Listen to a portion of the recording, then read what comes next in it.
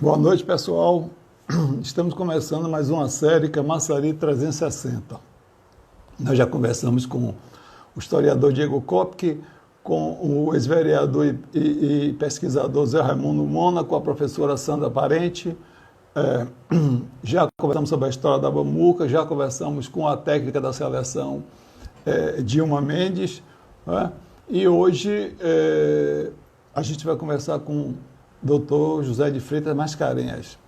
Ele foi secretário de Minas e Energia desde 1971, quando começou a implantação do polo de Camaçari, na época era polo petroquímico, né? Foi presidente da Federação das Indústrias e vai contar um pouco para a gente como é que foi esse processo de construção, de planejamento do polo, né? E doutor Mascarenhas também é uma pessoa que muita gente conhece. Tá entendendo? Muita gente conhece, doutor. Quem estuda em Camaçari sempre conhece, já conhece esse nome, José de Freitas Mascarenhas. Mas essa história também ele vai contar para a gente também. Estamos aqui aguardando ele entrar no ar, que já está aqui fazendo contato aqui. Né? Então aí vamos conversar sobre a história do polo, né? Como é que surgiu o polo, né? Como foi que foi planejado, né? Como é que todo esse processo Olha, doutor Mascarenhas. Boa noite, doutor Mascarenhas, tudo bem? Ei, João, como vai você? Tranquilo, grande prazer conversar com o senhor, e eu sei que essa aula de história aí, né, além de história e para frente também, que a gente vai conversar, não vai perder essa oportunidade de conversar sobre essa perspectiva, esse novo, que agora com a pandemia, esse novo normal, né? Mas, doutor Mascarenhas, eu queria que a gente começasse, vamos dizer, do começo, né? Como é que foi a ideia de implantar o polo, de trazer o polo para a Bahia e de implantar o polo petroquímico em Camaçari? Ô, João, olha, essa história pode ser um pouco mais longa, um pouco mais curta. Vamos dizer assim, rapidamente, no mais longo, o Rômulo cita alguns estudos que foram feitos no período da CPE, mas ali se citou praticamente a fábrica de amônia, como uma coisa um pouco isolada de um processo estruturado industrial. Essa fábrica de amônia depois foi encampada pelo Dr. Pinto de Aguiar, quando ele foi presidente da Petrobras, e implantou aí o Copeb. Mas vamos dizer isso se você quiser ir por essa história mais longa. A história mais curta no tempo que era o governador, o doutor Luiz Viana, ele, em encontro com o Rômulo, combinaram de trazer uma missão do BID aqui para a Bahia para fazer um programa de desenvolvimento. Não havia, assim, um foco na indústria petroquímica, não. Mas esse grupo veio coordenado pelo Eduardo Neira, que gostou tanto daqui, depois ficou morando aqui na Bahia. Dessas conversas todas que ele teve aqui na Bahia, principalmente porque naquela época a Bahia, por incrível que pareça, era o estado que produzia 85% do petróleo nacional. Então, se queria... Essa conversa também é isso que eu quero saber. Nós temos um histórico, não é isso? Isso. Então, eu queria dar um aproveitamento a esse bem local e tal.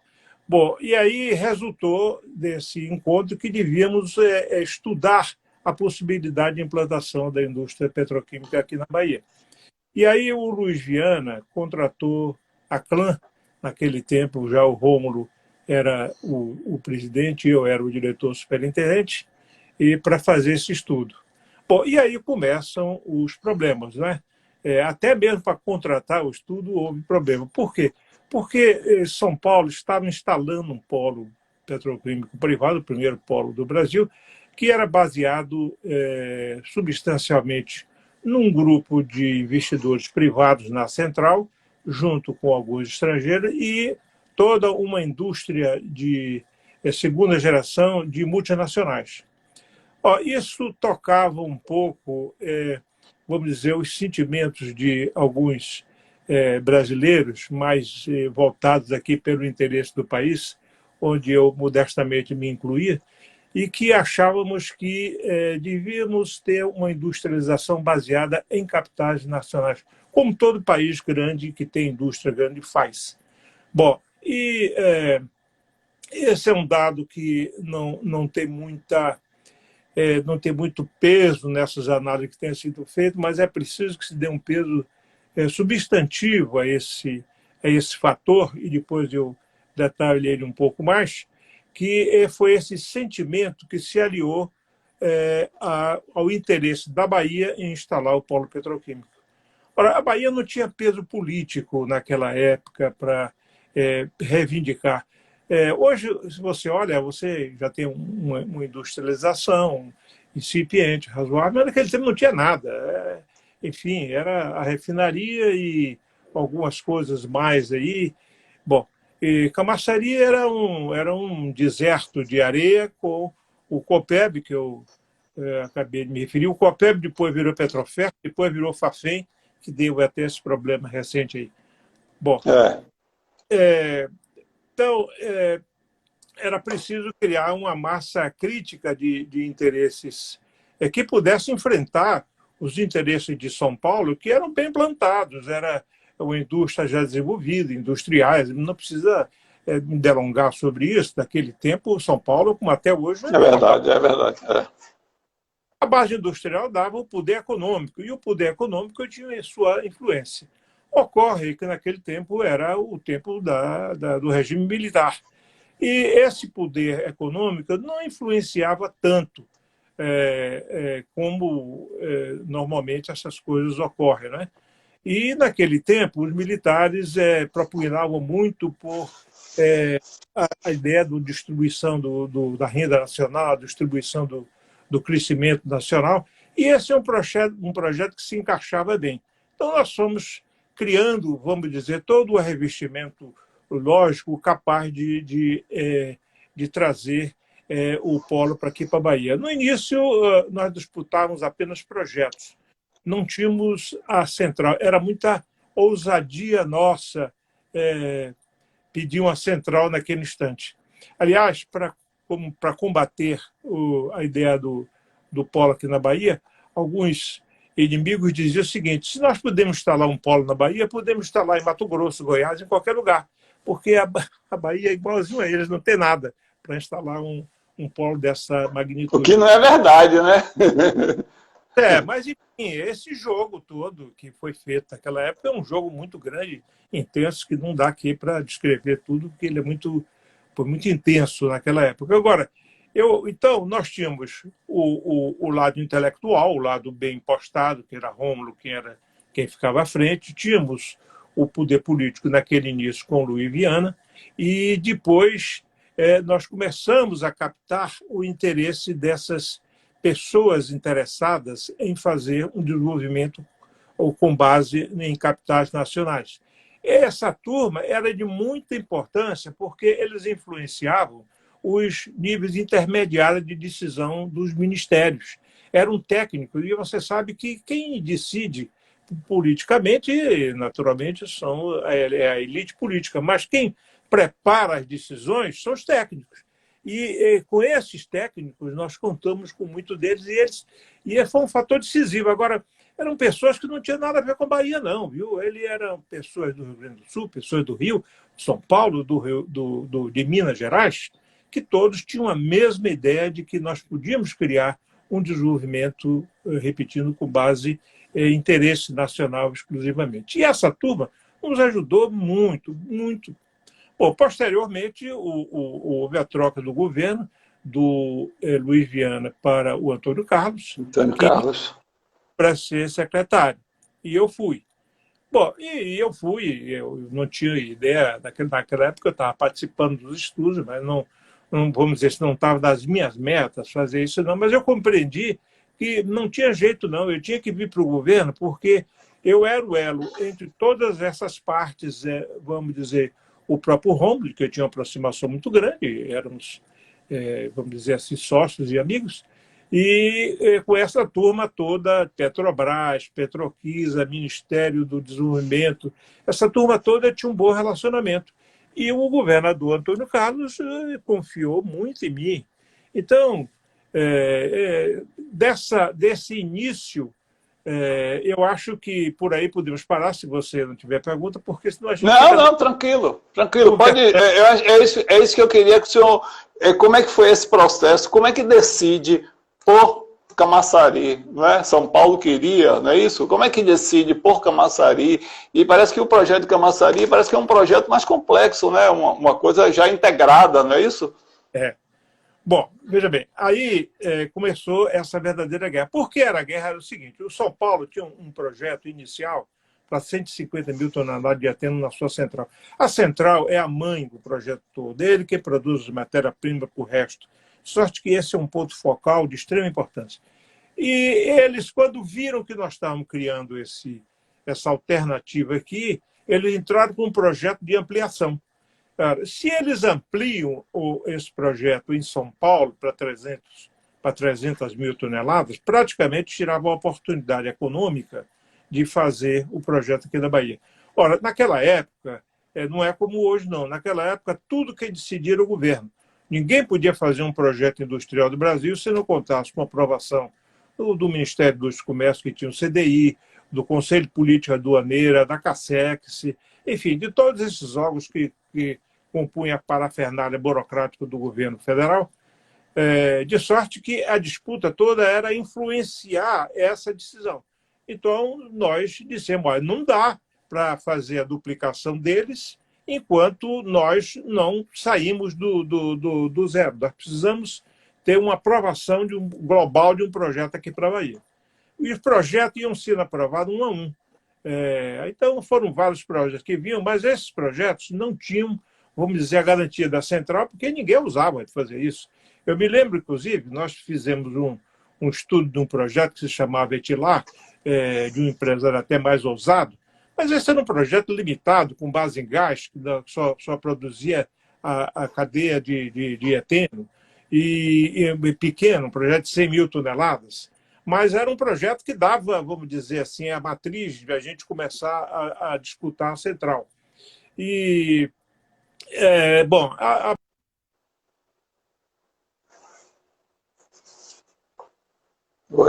É a internet aí, mas daqui a pouco tá dando essas interrupções. Tranquilo. Pois é, porque ficava um e um não permitia o outro, papapá. Eu estou economizando muito tempo para não. Mas, enfim, um dia, esse foi um fato que daí em diante foi importante. Essa coisa toda era muito desgastante, sabe? Todo dia um empresário reclamava, todo dia o empresário pedia assistência nossa. E eu fui falar com o governador: olha, governador, o negócio está muito ruim. Nós tivemos agora uma notícia de um investidor de que eles estão convidando ele para fazer um projeto de 400 mil toneladas em São Paulo. Se eles saem, praticamente nos liquida. Bom, ele disse: prepare um estudo sobre isso, que eu vou conversar diretamente com o Médici. E então eu preparei esse estudo com base na nossa assessoria e tal, e levei isso, que ficou conhecido como pasta preta, porque o nosso ministro daquela época, o ministro Pratini de Moraes, ele fazia um jogo que eu nunca entendi direito. Ao mesmo tempo, ele protegia o grupo de São Paulo, mas dizia que tinha que ter lugar para nós e tal. Ficava com uma conversa que não fazia muito sentido. Bom, então o Antônio Carlos levou essa pasta para o Médici despachou para o Pratini de Moraes, que ficou muito irritado conosco, né? Eu me lembro que eu fui numa reunião, Antônio Carlos, que ele convidou o Antônio Carlos, que já tinha recebido esse processo do presidente, e eu fui, e lá o Antônio Carlos me disse: fica aqui fora, porque eu acho que ele está meio irritado. E eu fiquei lá de fora. E um determinado instante ele voltou e me disse: olha, entre, porque ele está falando umas coisas aí que eu não consigo rebater, e é bom que você entre. E eu entrei lá e ele estava profundamente irritado, achando que nós não confiávamos nele, que ele estava empenhado em fazer as coisas aqui na Bahia, mas o fato, em resumo, é que a partir se criou uma decisão, a chamada exposição de motivo número 13, de setembro de 1971, que aí consolidou o desenvolvimento da indústria petroquímica. Na verdade, se estabeleceu algumas diretrizes para completar o polo de São Paulo e outras para instalar o polo aqui da Bahia. Então, nós tivemos a aprovação formal do polo aqui na Bahia. Né? Agora, eu não sei se você quer encadear por que é que ele foi para Camaçari. Né? Quero sim. Agora, eu queria saber, porque nessa época o ainda não presidente Geisel era presidente da Petrobras, não é isso? E ele teve participação também nessa vinda do polo, dessa decisão do polo para Camaçari, ou foi uma decisão do presidente Médici? Não, olha, o seguinte, o presidente Geisel era inteiramente favorável a nós. Inteiramente. Agora, ele tinha uma posição, vamos dizer assim, muito central lá no governo, né? As pessoas que eram ouvidas. Ele possivelmente não tivesse o poder de, isoladamente, ele decidir pela Bahia.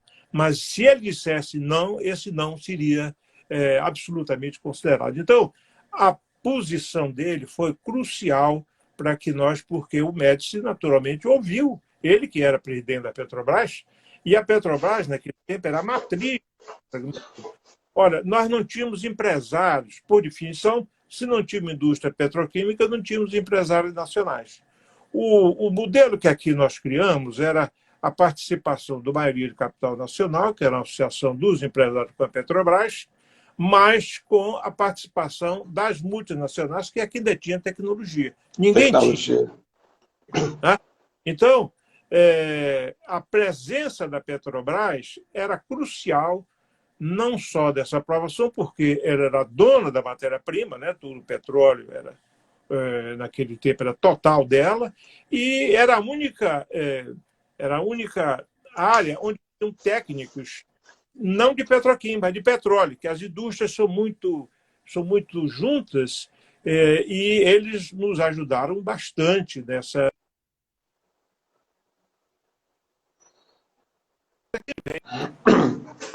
Também a internet aí está oscilando. Está oscilando? Alô? Não, então tudo bem, doutor, pode falar. Tá tudo bem. Bom, então é isso. Quer dizer, então se conformou essa decisão com o apoio da Petrobras essencial, que lá estava o presidente Geisel. Eu cito um fato, às vezes, para você ver como as coisas eram difíceis na época. Uma vez o presidente veio aqui à Bahia e o governador Antônio Carlos me convidou para um jantar com ele. E nesse jantar, o presidente, o Geisel, nós já tínhamos vários projetos downstream, vários projetos de segunda geração localizados aqui, mas esses projetos nos falavam claramente, olha, a gente precisa de uma produção local de matéria-prima, senão nós vamos nos instalar aqui ou ter matéria-prima do exterior ou de São Paulo, que nos deixa numa posição muito de risco. Bom, então, nesse jantar, eu fui argumentar que precisavam do apoio dele para fazer a instalação da central. E ele dizia, olha, vamos com calma, vocês estão muito ambiciosos, aqui já tem muito projeto, vamos primeiro colocar esses projetos. Mas eu dizia, presidente, se nós não tivermos a central, esses projetos eles ficam inseguros, eles precisam da segurança da matéria-prima do fornecimento local. Então foi uma conversa nessa direção, ele ficou calado, mas ele foi uma figura central na localização do complexo aqui da Bahia. Agora, doutor Mascarenhas, aí nesse processo, isso 71, não é isso? Até... Né? Eu já entrei por alguns anos à frente, mas é por aí. Não, é isso. Aí ele inaugura em 78, não é isso? Oficialmente, o complexo inaugura em 78, mas já funcionava antes, não é isso? Exatamente. Não, veja bem, o que funcionava antes era a sede de indústria e as indústrias foram se instalando. Olha, a maneira de instalar esse complexo foi uma coisa altamente eficiente. E eu posso dizer isso porque eu não fui diretamente o responsável por isso. Isso, como eu me disse, era da Petrobras, e o responsável por isso era o Otto Vicente Perrone, que é uma pessoa que nós podemos agradecer, porque ele fez um grande trabalho. Bom, esse trabalho era tecer uma rede lógica de implantação de todos os projetos, que uma vai pedindo matéria-prima do outro todos não podiam ficar prontos ao mesmo tempo. Então, um tinha que importar, outro tinha que andar mais rápido, e a central tinha que entrar num determinado instante, porque todos já estavam mais ou menos operando. Então, essa lógica se fez, e quando se diz que ele completou em 78, foi a central que ficou pronta em 78. Mas o resto todo já vinha se instalando aí durante esse período das várias indústrias. Agora, doutor Mascarenhas, nesse processo ele muda totalmente a configuração econômica da Bahia, não é isso? O polo, né? Muda totalmente, né? É verdade. Existe uma história econômica e industrial da Bahia antes e depois do polo. Antes do polo, a maior fonte de renda do Estado era o cacau. Nós tínhamos uma economia mais ou menos agrária, mas tinha uma certa industrialização de cacau. Depois disso, mudou. Aí, então, a indústria passou a ter uma grande contribuição. Se não me lembro, só o polo era coisa de uns 28%, se somasse o polo mais Petrobras, ou seja, a cadeia inteira, ia quase a 56% do PIB local. Então, se vê com a importância que isso, a instalação do polo aqui na Bahia. E ele teve um efeito muito grande sobre toda a economia, né? Com a vinda desses técnicos todos, se criou uma classe média aqui na Bahia e desenvolveu a Camaçari. E nesse plano, eu faço questão, porque isso não é muito falado, nós incluímos as duas cidades. Naquele tempo, Dias Dávila era parte de Camaçari. A parte de Camaçari, Mas nós incluímos o planejamento urbano de Camaçari e Dias Dávila dentro do plano geral. Por quê? Porque era essencial que nós tivéssemos uma cidade que apoiasse o desenvolvimento do polo, por toda a natureza que uma indústria desse tipo precisa de gente, precisa de gente qualificada. Isso é uma história também que se pode falar aí, mas eu receio perder um pouco da... Não, tranquilo. Então, quer dizer que aí decide por Camaçari e aí começa o processo de implantação mesmo dessa estrutura. E com isso, parece que Camaçari ela vem atraindo, né? Aí depois vem a Caraíba nos anos 80, não é isso? E vem todo esse processo até a gente virar esse polo industrial integrado, não é isso? Um complexo industrial integrado, não é isso? Bom, veja bem, para decidir qual a localização dentro do Estado, dentro da região metropolitana, foram selecionadas 5 áreas, 3 no Centro Industrial de Aratu, uma mais perto aqui de Salvador, outra na Cova do Defunto, outro em Camaçari teve uma área. Camaçari ganhou. E Camaçari ganhou por quê? Porque havia muito receio. Porque um polo petroquímico ele se instala normalmente junto ao mar, dado a quantidade de importa e exporta. Então, normalmente... Bom, sim, o pessoal tinha muito receio do massapê. E depois o terreno industrial de Camaçari era um pouco dobrado para a necessidade de área que se tinha para instalar aquele grande número de indústrias. Então, além disso, Camaçari, essas outras indústrias que eu me referi, muitas delas já tinham optado por Camaçari. Então, para fazer um conjunto mais sólido, mais unificado, vamos dizer, justificava-se muito mais. E, além disso, tinha a questão da água também, que o Centro Industrial de Aratu não tinha água na quantidade que Camaçari exigia, que o polo exigia. E Camaçari tinha um lençol subterrâneo. Então, esses fatores todos, e além do mais, a cidade, porque a cidade dá uma base de apoio que o Centro Industrial de Aratu não tinha. Então, essa soma dos fatores foi transformada em números e localizado aí em Camaçari. Agora, doutor Mascarenhas, aí esse processo a cidade vai avançando E tem uma história que é a história, porque muita gente de Camaçari conhece o senhor, mas não sabe quem é, não é? José de Freitas Mascarenhas. O senhor é conhecido em Camaçari como Mascarenhas. Porque lá em 79, não é isso? Foi 79, no final do governo Roberto Santos, ele inaugura a escola técnica que põe o nome do senhor. Naquela época podia botar o nome, não é isso? Como é que foi essa escolha? Porque, na verdade, isso já tem 40 anos, mais ou menos, então são 2 gerações já, quer dizer, por baixo aí, 10 mil pessoas aí estudaram no Mascarenhas e nunca vão esquecer esse nome, né? Como é que foi essa coisa de nome, de escolher o nome do senhor, homenagear o senhor? Olha, o seguinte, eu fui e sou contra dar nome de pessoas vivas a obras que são feitas com recursos públicos, tá certo? E eu sempre digo que se eu fosse botar meu nome nessas obras, todas essas obras que foram feitas aí, foram feitas com a nossa coordenação, nossa presença, toda essa infraestrutura, essas estradas, a central de CETREL, a central de tratamento de efluentes, tudo, enfim, toda essa estrutura foi feita, o porto era tudo isso foi feito dentro do programa geral e com a nossa coordenação. Então, imagine se você botar meu nome em cada uma obra dessa, seria uma coisa ridícula. Então, eu nunca coloquei. E o governador Roberto Santos sabia disso. Então, quando se fez essa escola, que não fui eu que fiz, foi a área de educação que fez, ele disse, agora eu vou botar seu nome lá. Quando eu vi, já estava feito, tá certo? E eu, enfim, aí é que surgiu ele colocar meu nome nessa escola, tá certo?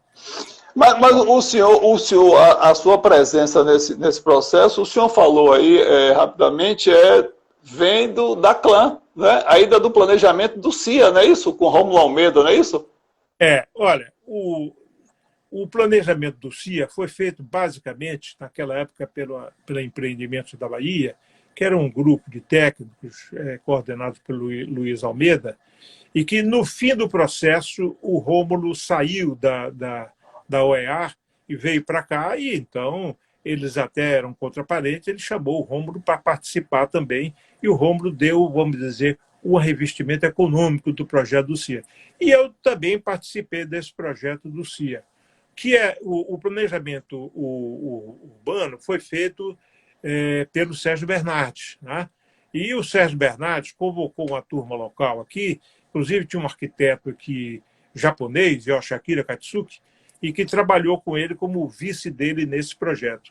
Então, quando houve o projeto de Camaçari, eu convidei essa mesma turma do Katsuki, que já tinha um conhecimento bem largo do que era a questão metropolitana, para fazer o projeto de desenvolvimento urbano e localização industrial, né? Então, essa turma fez o projeto do COPEC, e dentro do projeto do COPEC se encaixaram as 2 cidades de Camaçari e Dias d'Ávila. Então, foi feito um planejamento para toda essa área.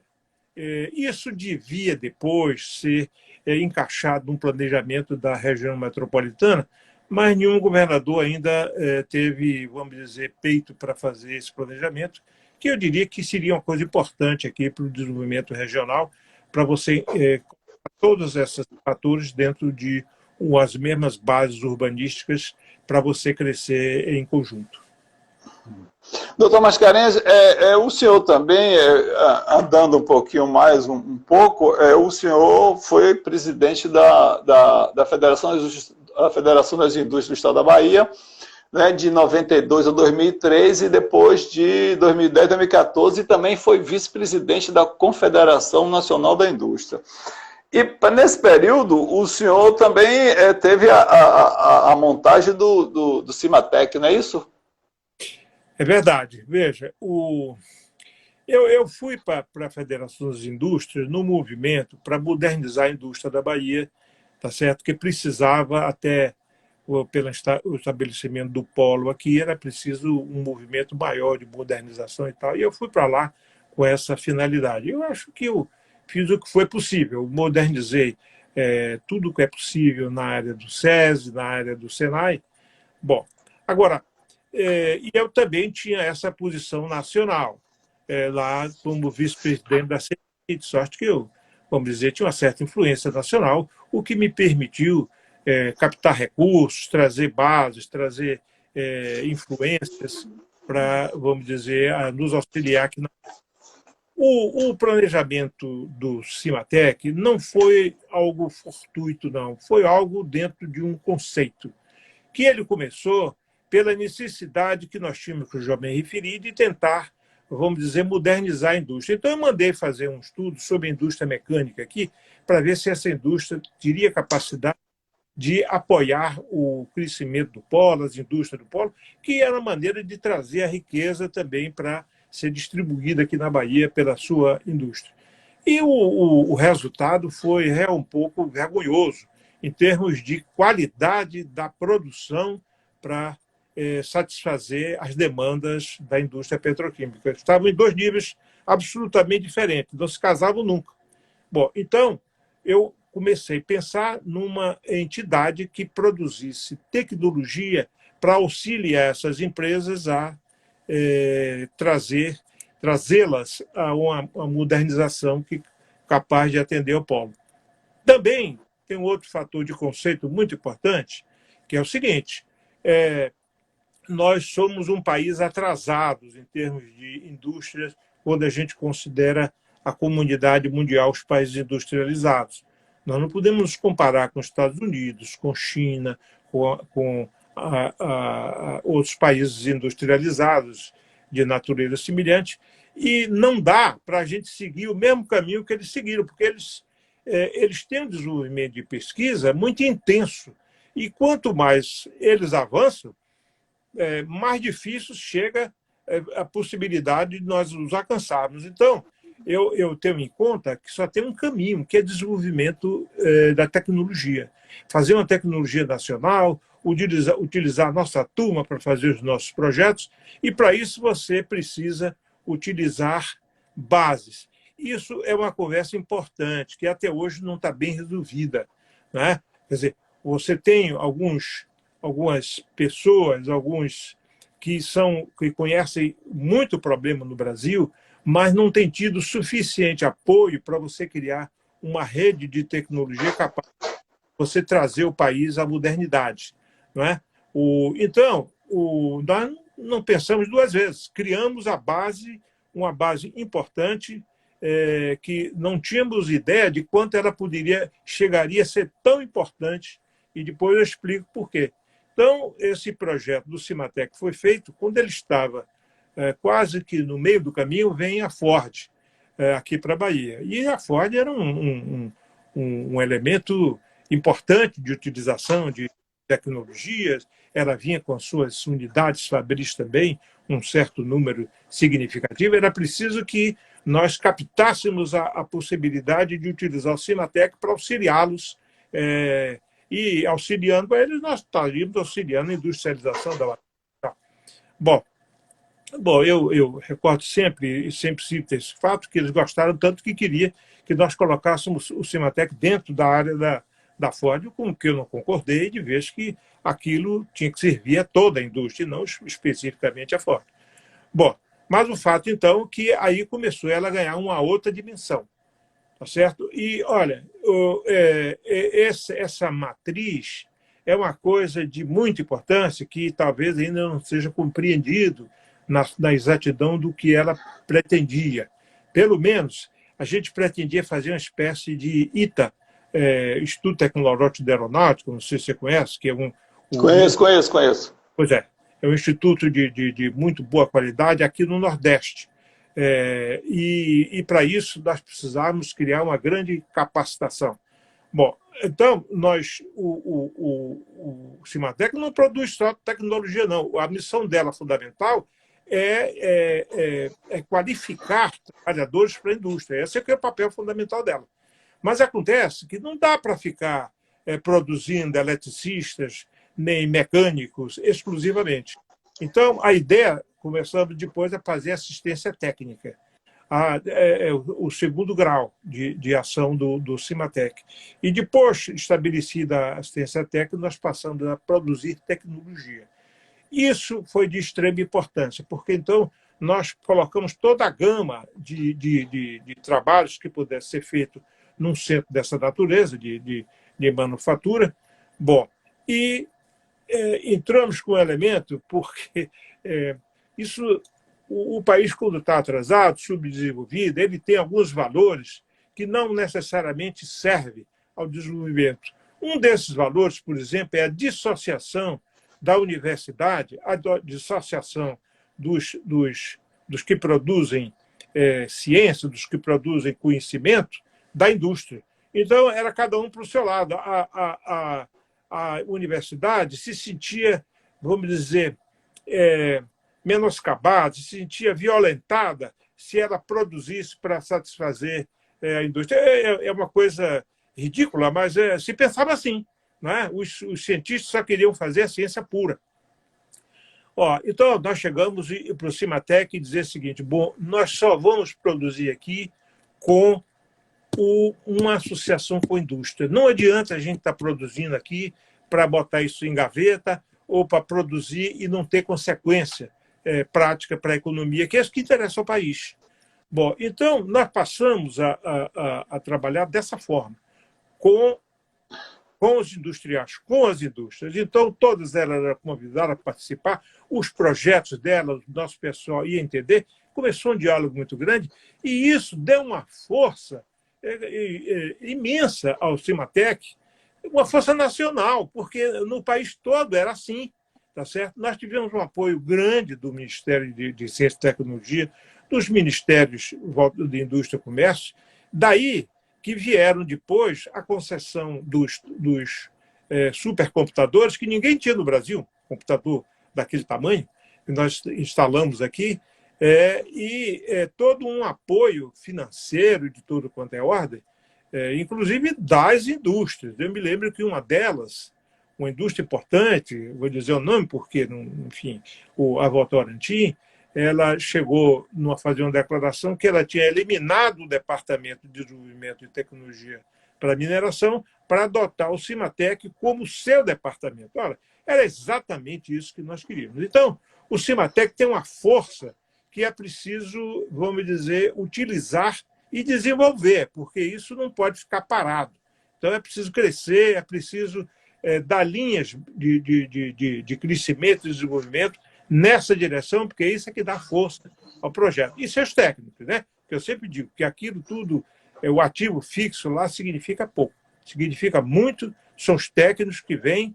Nós trouxemos gente do país todo, trouxemos gente até da Alemanha, brasileiros que estavam estudando na Alemanha, que estavam ensinando na Alemanha, nós trouxemos para cá, enfim, fez essa base hoje que está aí no Cimatec. O Cimatec, inclusive, virou referência do Programa Nacional do Pronatec, não é isso? O Cimatec da Bahia, não é isso? É o que eu disse, ele virou uma coisa tão importante que quando surgiu o Pronatec, no tempo da presidente Dilma, ele foi o primeiro escolhido para desenvolver esse programa. Né? Isso é um reconhecimento da sua capacidade. Aliás, teve um presidente do BNDES, ele não disse isso para criticar, não, ele disse isso como elogio, que o Cimatec estava deslocado, que ele devia ter sido feito em São Paulo e não aqui na Bahia. Tá? Mas isso é um elogio dele. Verdade, é verdade. Doutor Mascarenhas, pois não? Não entendi, falhou. O senhor falou? Não, eu estou dizendo, então, o Cimatec ganhou essa referência nacional, mas é preciso, eu repito, não dormir nos louros, é preciso cuidar para desenvolver, para criar, para fazer mais dele, e isso não para nunca, tecnologia não para nunca. A gente tem que atingir estádios superiores. Nós ainda estamos muito atrasados em relação aos países que desenvolvem tecnologia. Por exemplo, nós tivemos a oportunidade e deixamos de fazer aqui na Bahia um centro de produção de tecnologia de informação. Nós ficamos atrás, Pernambuco fez, Santa Catarina fez, Minas Gerais fez, mas nós não conseguimos fazer aqui na Bahia, pelo menos ainda. E faltou o quê, doutor Mascarenhas, para fazer? Vontade política? Compreensão, compreensão dos próprios industriais. A base disso seria vamos dizer, o polo industrial que se instalou em Ilhéus, aí a custo dos incentivos, mais o Cimatec aqui. Nós tínhamos um plano, eu preparei todo um plano para isso. Era um plano para ser executado em 3 anos, para você instalar aqui na Bahia essa base. Agora, essa base tinha que desenvolver o que já tem, para não fazer uma coisa nova. Mas eles não compreenderam, o pessoal de Ilhéus não apoiou, e isso hoje o Ilhéus continua dissociado, aí é uma coisa que não tem, vamos dizer, estruturação global para fazer uma indústria desse tipo aqui. A indústria de tecnologia de informação, nós estamos utilizando ela nesse instante.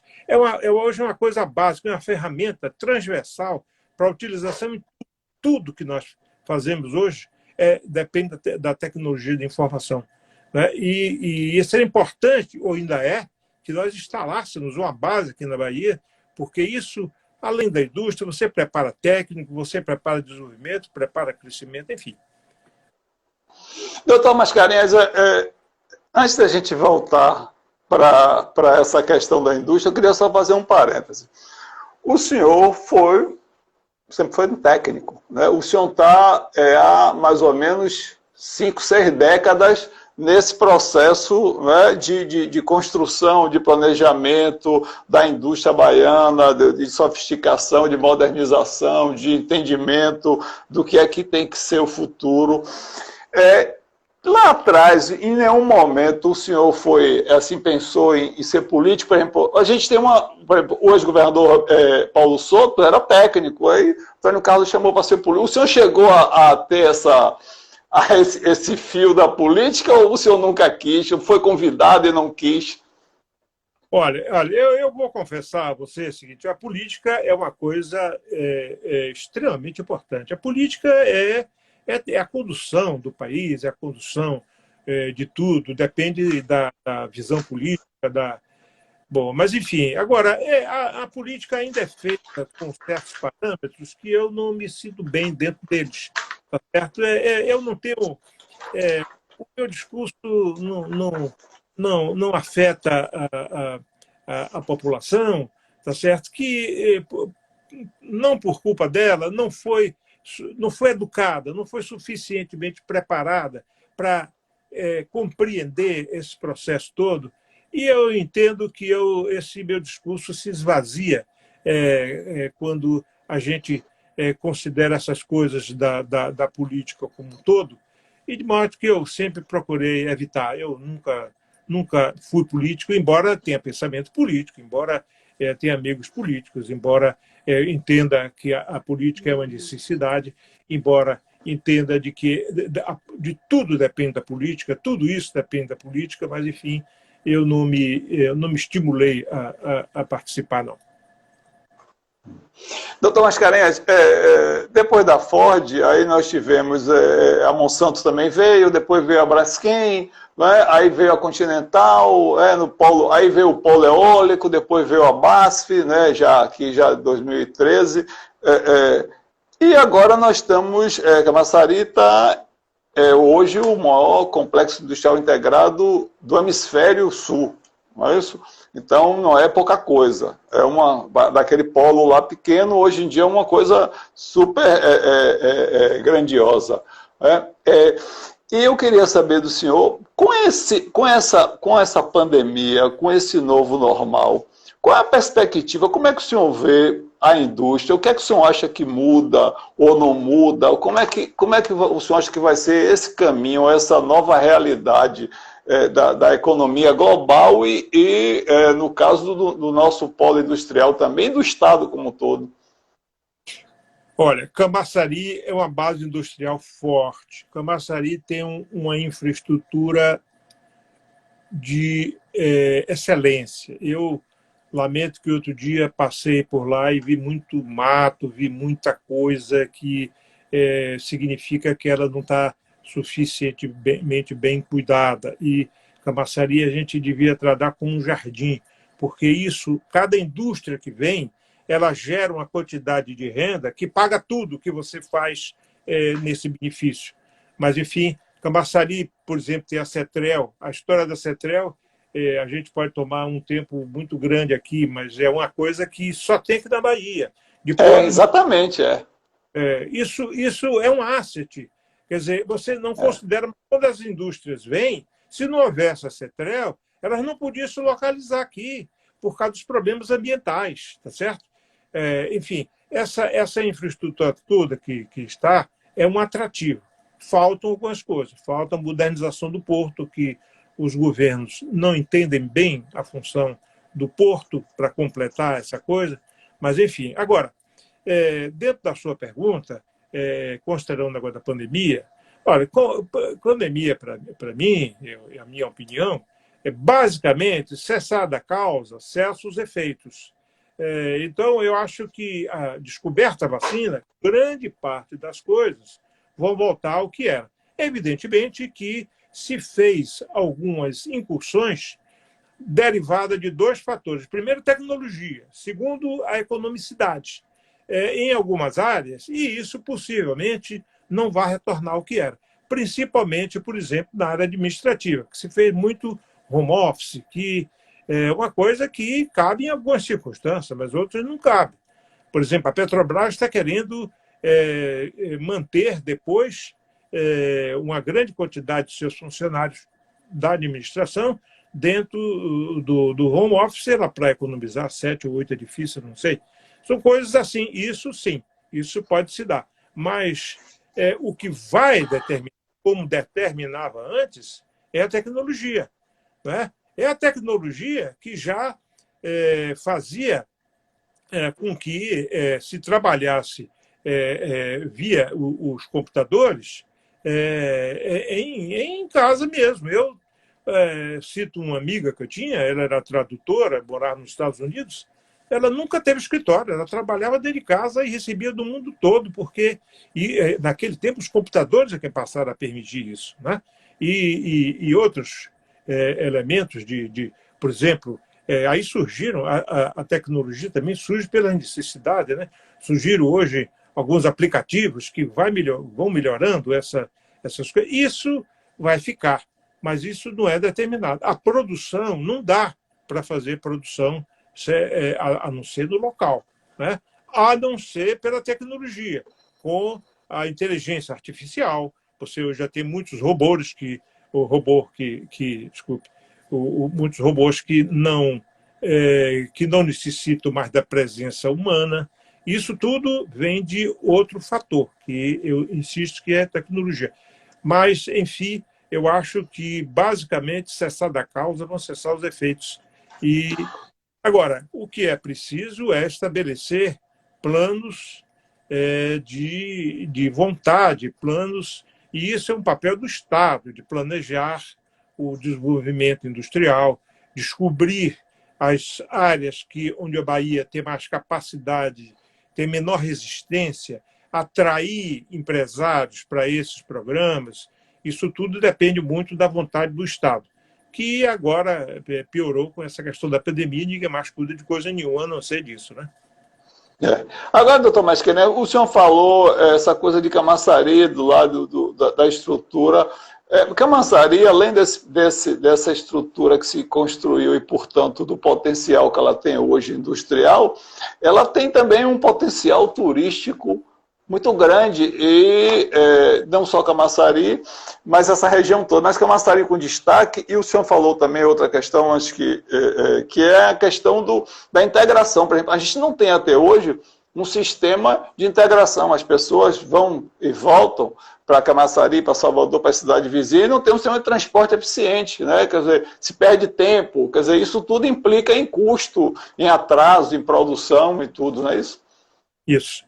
Você tocou em alguns pontos importantes que desde aquela época nós vimos, né? Por exemplo, a questão do turismo, a CETREL é um fator importante para isso, é a preservação do meio ambiente, a floresta, que tem outro papel também.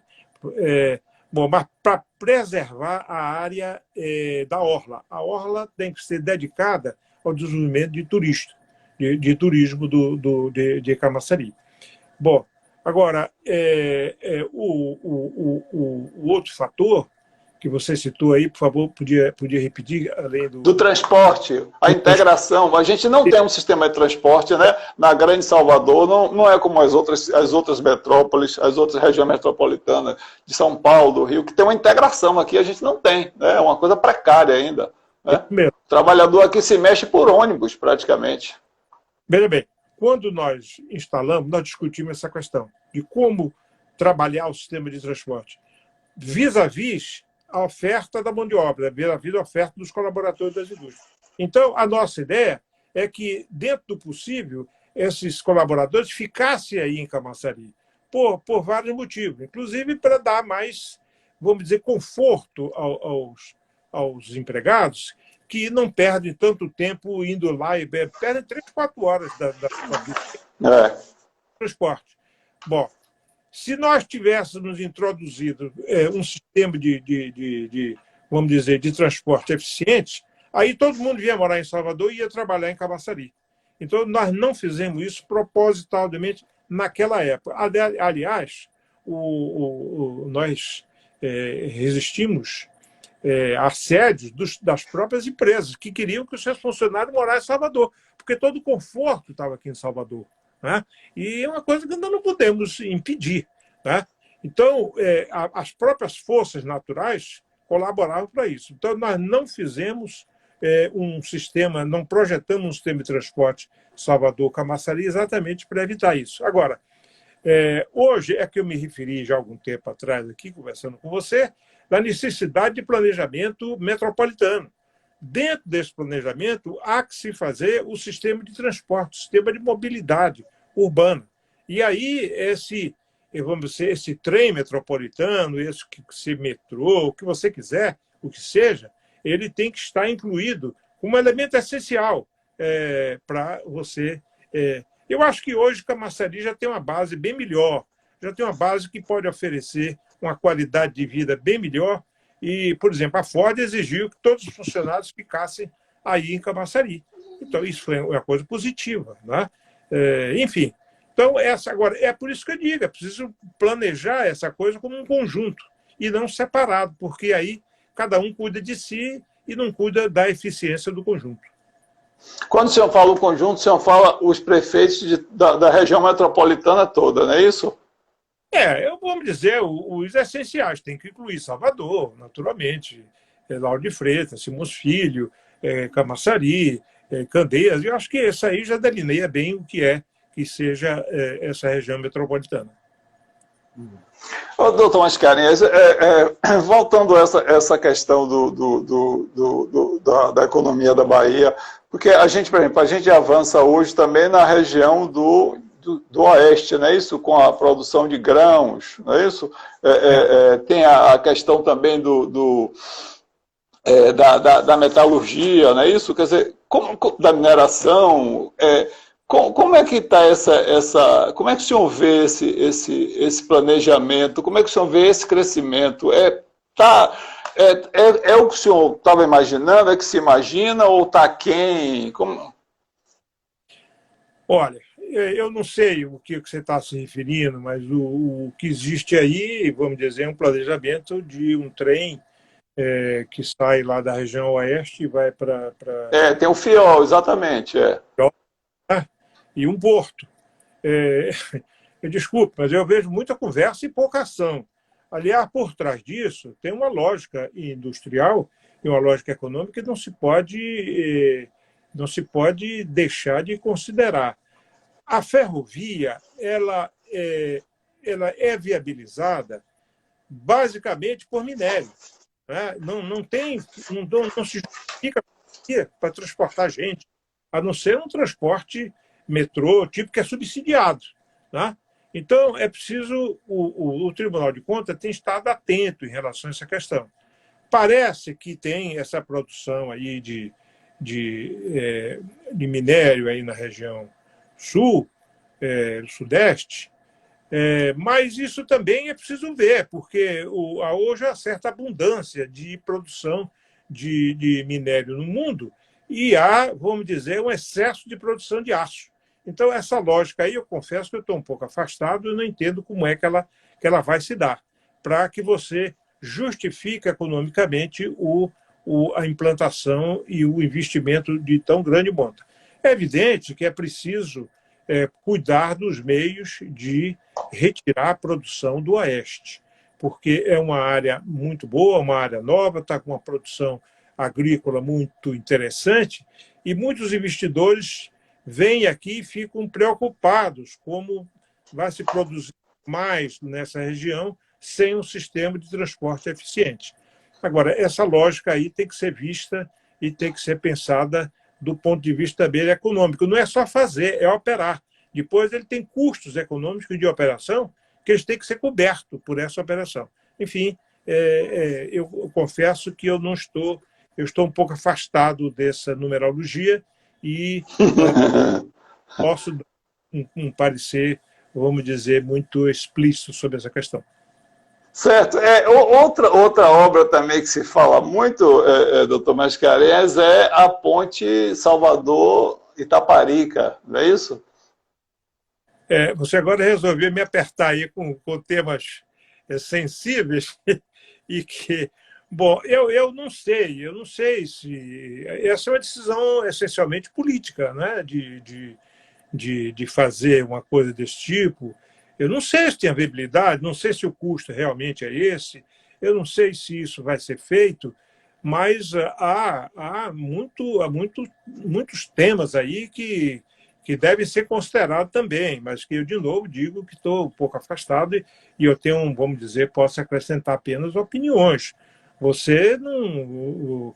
Esse negócio aqui dentro de Salvador é uma força que deve ser considerado, o que é que essa ponte vem fazer dentro de Salvador, já com esse trânsito infernal que tem por aqui. Preciso ver onde é que ela chega, onde é que ela sai, para não causar mais confusão aqui dentro da cidade. Por outro lado, é preciso saber quem é que vai usar essa ponte para gerar receita. É preciso que ela tenha uma receita substantiva para pagar o investimento que eu entendo que vai ser feito pelo setor privado. Então, esses cálculos têm que ser feitos e têm que justificar. Então, quem vai fazer isso deve estar com esses números na mão para saber se isso, de fato, tem tranquilidade ou não de justificar um investimento desse porte. Talvez aí até justifique um pouco, quando o senhor falou um pouco lá atrás, de que da sua dificuldade com a regra da política, né? O senhor já tem uma outra forma de agir, então a política às vezes, né, empurra aí e pode ter um conflito aí, não é isso? Olha, a política é o seguinte, uma ponte é uma obra de infraestrutura. Se o governo quiser e tem recurso, ele faz sozinho. Não precisa perguntar a ninguém, não precisa, ele faz, porque ele acha que aquilo é importante, que aquilo vai ter, comparativamente aos outros investimentos que podem ser feitos com o mesmo recurso, isso é importante para a economia. Agora, se é ser feito pelo setor privado, aí as regras são um pouco diferentes. Aí tem que ver essa economicidade desse investimento que tem que ser feito. Eu vejo que se fala nisso aí, mas eu confesso que eu não tenho acesso aos números. Tem a parceria dos chineses, não é isso? Pois é. Mas, doutor Mascarenhas, o tempo, infelizmente, da gente já está aqui, nós temos 2 minutos, mais ou menos, está acabando, e eu queria agradecer muito a participação do senhor, e queria que o senhor falasse, fechasse, como é que o senhor tem alguma coisa para complementar, para falar? Queria agradecer para o senhor a sua participação. Não, olha, eu quero agradecer a você, o seguinte, porque realmente eu nunca, como nós já conversamos aqui, eu nunca me fiz incursões na área política, eu nunca apareci muito para a cidade de Camaçari, não é? Na verdade, eu dediquei muito suor e muito tempo da minha vida a Camaçari. Acho que ninguém sabe disso aí, conforme você mesmo já disse. Então, eu acho... Não sabia, né? Agora já está sabendo. Você é uma oportunidade de eu dizer ao povo de Camaçari, enfim, que eu dediquei muito tempo e muito suor para desenvolver as coisas aí, fazer disso uma base importante, uma cidade que seja uma cidade moderna. Eu confesso que me afastei um pouco, não sei o que é que fizeram de Camaçari, mas eu olho aí no mapa e vejo muita coisa que nós fizemos naquela época. Então, Doutor Mascarenhas, nosso tempo já está esgotado. Muito, muito obrigado. Muito obrigado. O pessoal está querendo outra live, mas para a semana a gente vai conversar com o mestre Arlindo Lindu. Doutor Mascarenhas, muito obrigado mesmo. Viu? Mas a gente vai voltar a conversar, com certeza. É as coisas da internet e o tempo. exatamente.